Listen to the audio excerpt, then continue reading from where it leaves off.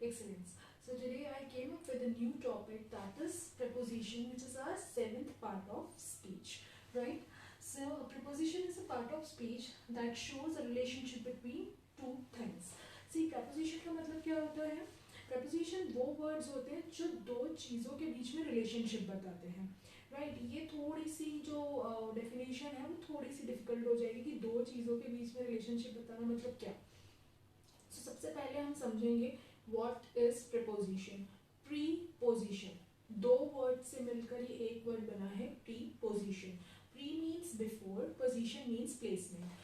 That means जब भी हम कोई preposition लिखते हैं like in a sentence में जब भी हम preposition लिखते हैं तो ये जो preposition होते हैं वो noun या तो pronoun के पहले आते हैं.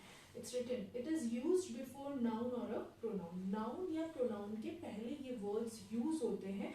That is what preposition. But exactly अगर मैं बात करूँ तो preposition जो होते हैं वो position बताते हैं object की. Like अगर मैं प्राइमरी क्लासेस की बात करूँ तो जब हम preposition इंट्रोड्यूस करते हैं तो सबसे पहले हम बच्चों को ये बताते हैं कि जो ऑब्जेक्ट है उसकी पोजीशन कहाँ पर है. तो जो preposition है ना वो पहले तो सबसे तीन जो मोस्ट इंपॉर्टेंट चीजें हैं उन पर वर्क करता है. That is location, timing and direction. Location means what? Place. Timing means जो हमारा टाइम, व्हेन, कब. And direction that means from which for which direction we are talking about, right? Like location और place की अगर मैं बात करती हूँ तो मैंने एक छोटा सा डायग्राम यहाँ पर बनाया है. एक बॉक्स है, एक बॉल है जो कि ऊपर है, पास में है और नीचे है. सो लाइक जब हम बच्चों को बताते हैं, समझाते हैं तो पहले कैसे समझाते हैं कि एक बॉक्स है, बॉक्स के अगर ऊपर है तो we will use on, box के नीचे है तो we will use below, box के अंदर है तो we will use in, box के पास में है तो वी विल यूज नियर, अगर दो बॉक्स है उसके बीच में एक बॉल है तो we will use between. So like this हम लोग बच्चों को एक्सप्लेन करते हैं कि एक जो ऑब्जेक्ट की पोजीशन है वो एग्जैक्टली कहाँ पर है, राइट? लाइक अगर हम बात करते हैं लोकेशन दैट मीन्स प्लेस की, the ball is in the box. Ball तो है, कहाँ है? बॉक्स के अंदर. Under the cat is under the tree.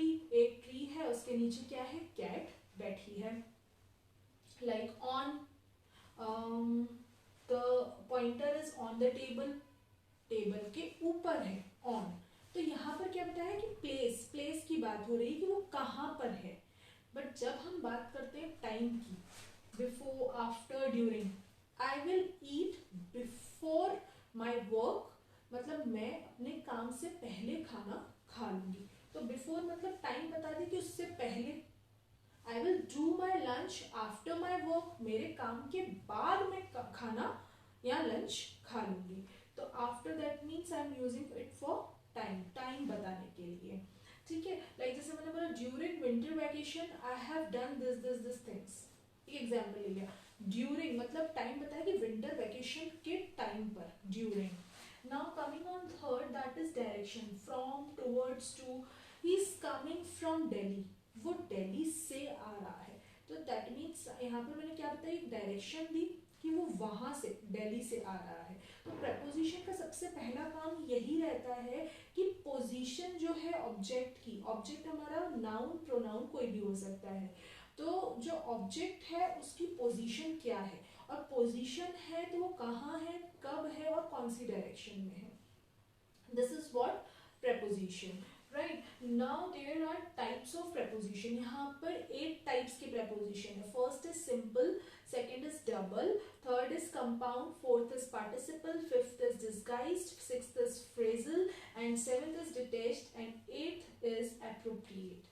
तो in short एकदम brief में मैं आप लोगों को explain करती हूँ. सी preposition वैसे तो जो है वो सिंपल, डबल, कंपाउंड ये ही मेनली हम यूज करते हैं. बट देयर आर टाइप्स, तो हम लोगों को टाइप्स भी पता होने चाहिए. So first is simple preposition. When a preposition consists of one word is called simple preposition. Simple preposition मतलब क्या होता है, ऐसे वर्ड जो सिर्फ एक ही है सेंटेंस में, सिर्फ एक ही है, that is what simple preposition. जैसे मैंने बोला the cat is on the table. Cat table पर है मतलब ऊपर है. तो यहाँ पर ऑन क्या हो गया, सिंपल प्रपोजिशन, दैट मीन्स एक सिंगल वर्ड से ही हम लोगों ने वहां पर प्रेजेंट कर दिया, बता दिया कि जो ऑब्जेक्ट है वो कहाँ पर है। एक चीज और मैं आप लोगों को बताना चाहूंगी, जो प्रपोजिशन है like on and below, on, over, above, below, beneath and under, ये जो प्रपोजिशन है इसमें ना बच्चे और टीचर्स भी, इवन यहाँ बहुत सारे लोग कंफ्यूज होते हैं कि where to use on, over and above and where to use under, below and beneath. तो that I will explain you later. First मैं आप लोगों को types of prepositions पहले clear कर देती हूँ. So first type is simple preposition. Now the second one is double preposition. Double preposition, that is more, it consists of more than one word or by combining two words. Right? See, जो double preposition, double से हम समझ गए कि एक तो नहीं होगा, यहाँ पर दो होंगे, तो यहाँ पर क्या होगा, और बाय कंबाइनिंग टू वर्ड्स, दो वर्ड्स को कंबाइन कर दिया, मतलब ज्वाइन करके हम लोगों ने वो प्रपोजिशन बनाया है, that is what double preposition. Like जैसे इनटू, इन, अगर सिंगल में बात करो तो इन और टू दोनों अलग अलग प्रपोजिशन है, but I have joined, I have combined both the preposition, that is what into. So into is what, double preposition, into, up to, within, right? Third is compound preposition. See, compound preposition is also same as double preposition, double preposition जैसा ही है, but there is a difference.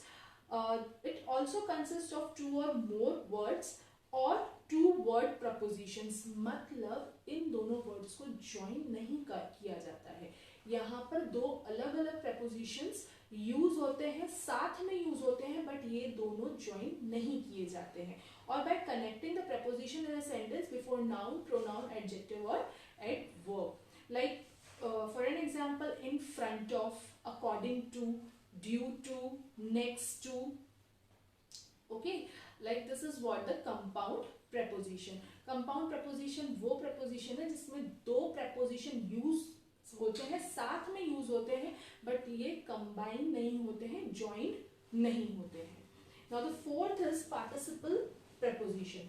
Now this is what verbs that end with en, ed and ing. See, participles हम लोग पहले भी पढ़ चुके हैं कि participles क्या होते हैं, that we have used in verbs, right? And वो जो participles हम लोग mainly use करते हैं tenses में, but participle preposition क्या होते हैं, that is the verb which end with en, ed and ing. For an example, given, taken, en से end हो रहा है, और जो ed से end होने वाले verbs रहते हैं and ing से end होने वाले words are that participle preposition. For an example, regarding, considering, given, taken, these are the participle preposition. Now the fifth one is disguised preposition. What is it? See, by, by, by can be changed into be. By की जगह पर हम be को use कर सकते हैं. On into a. On into a मतलब ये मत समझना कि into I have used as a preposition. I have used into in the sentence, right? On into a. On की जगह पर हम a का use करते हैं, right?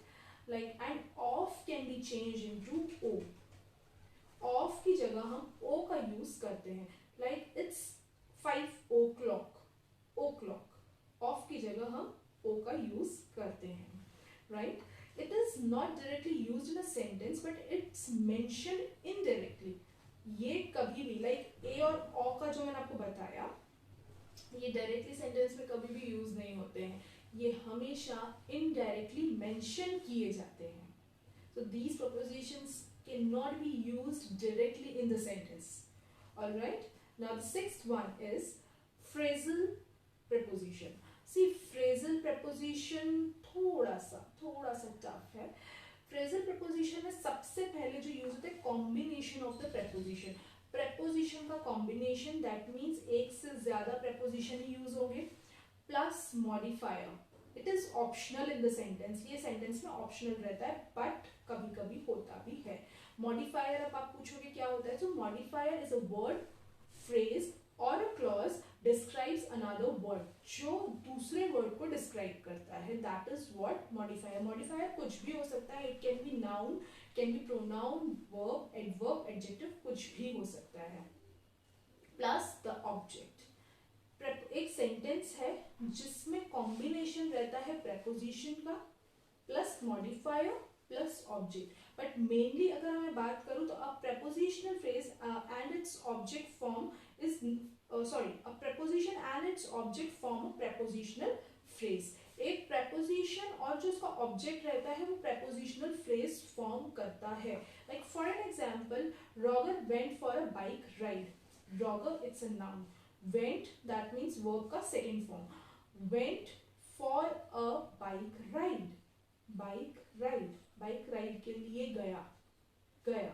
सी, सो यहाँ पर ऑब्जेक्ट क्या है, bike ride, mainly ride, and for क्या है, प्रेपोजिशन. तो फॉर मतलब मेनली हम लोगों ने फॉर यूज क्यों किया, कि वो बाइक राइड के लिए जा रहा है, आई मीन के लिए जा रहा था. तो for is our preposition and that word bike ride is our that object, right? Now the next sentence is Orion is the largest constellation in the sky. Orion जो है हम बहुत largest constellation है sky में, in the sky, in में preposition कहाँ, sky, sky मतलब आसमान. तो आसमान क्या हो गया हमारा ऑब्जेक्ट. तो ऑब्जेक्ट और क्या preposition दोनों का जो कॉम्बिनेशन है, दोनों मिलकर क्या करते हैं, prepositional phrase form करते हैं. So this is what prepositional phrase. Now coming on the seventh, that is detached. Detached preposition का क्या मतलब होता है? Detached preposition, it has been detached and sent to the very end of the sentence. Detached word से समझ में आ रहा है कि इसको हटा दिया जाता है और sentence के end में छोड़ दिया जाता है. Like for an example, where are you coming from? तुम कहाँ से आ रहे हो, Where are you coming from? From जो है हमारा preposition है, preposition को कहाँ कर दिया detached, लास्ट में. मतलब सेंटेंस को क्या, सेंटेंस में preposition जहाँ बीच में मिडिल में यूज होता है उसको एंड में लेकर आ गए हम लोग. और क्या होता है ये, it is associated with an interrogative pronoun. इसको एसोसिएट किससे किया जाता है, इंट्रोगेटिव प्रोनाउन से. इंट्रोगेटिव से हम समझ गए, दैट मींस क्वेश्चन मार्क वाले सेंटेंसेस रहते हैं, right. So where are you coming from, तुम कहाँ से आ रहे हो. तो फ्रॉम जो है, फ्रॉम हम लोगों ने सेंटेंस के एंड में भेज दिया. So this is what detached preposition.